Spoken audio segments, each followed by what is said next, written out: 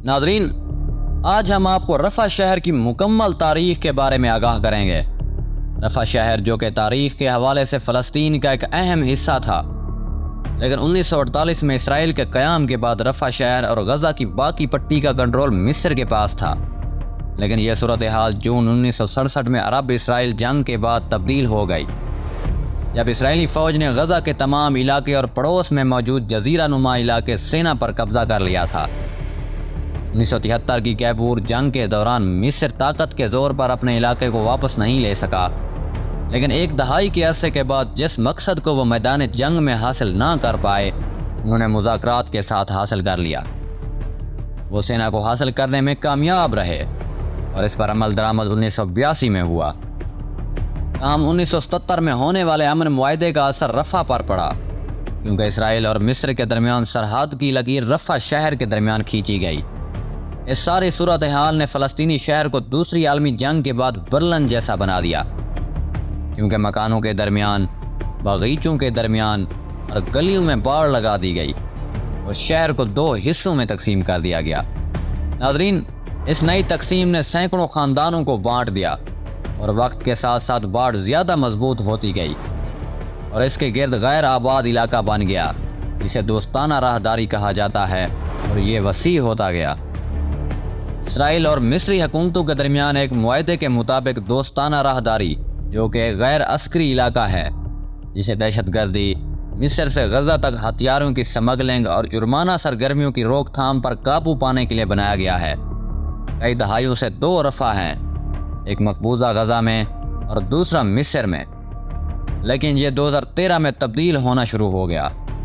इस साल मिस्र की हुकूमत ने अपनी सरहद के इहाते में रफ़ा शहर में मौजूद घरों और तामीरात को गिराना शुरू किया है। इसकी वजह यह है कि वह फ़लस्तीन के इलाके से तकसीम करने वाले लकीर के 89 मुरब्बा किलोमीटर के कॉरिडोर को मज़ीद वसी करेंगे।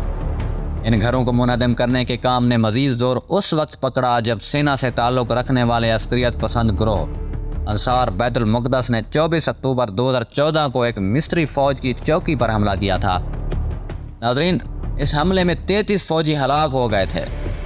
जुलाई 2013 से जुलाई 2020 के दरमियान मिस्री फ़ौज ने सरहद के साथ से 12,350 तामीरात को गिरा दिया, जिसकी वजह से 12,300 ख़ानदान बेघर हो गए। ह्यूमन राइट्स वॉच तंजीम की 2021 में शाये होने वाली रिपोर्ट में तंजीम ने बताया कि फ़ौजियों ने 6,000 एकड़ से ज़ायद फसलों को तबाह किया है। नाज़रीन, अब हम आपको रफ़ा शहर जो कि फ़लस्तीन में है उसके बारे में मालूमात से बाखबर करते हैं। इसराइल पर हमास के 7 अक्टूबर के बाद शुरू होने वाले इसराइली अस्करी कार्रवाइयाँ जनूबी गज़ा की तरफ बढ़ते हुए 4 महीनों बाद अब रफ़ा की दहलीज़ पर पहुँच गई हैं।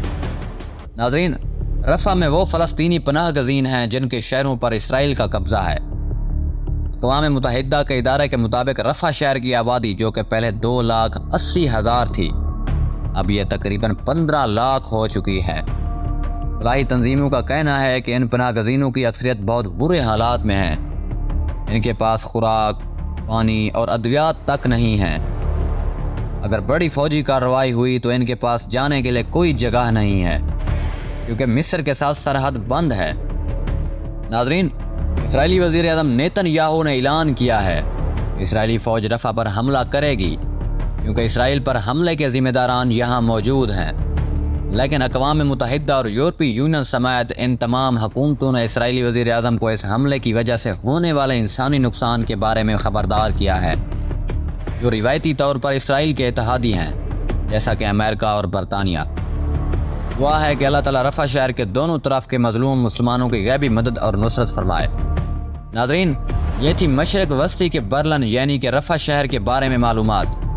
आपको क्या लगता है कि मिस्र को रफ़ा शहर के पनाह गज़ीनों के लिए अपनी सरहद खोल देनी चाहिए? अपनी राय का इज़हार कमेंट सेक्शन में ज़रूर कीजिएगा। उम्मीद करते हैं ये वीडियो आपके इल्म में इजाफ़े का सबब बनी होगी। अगर ये वीडियो आपको अच्छी लगी तो इसे लाइक और शेयर भी कर दें।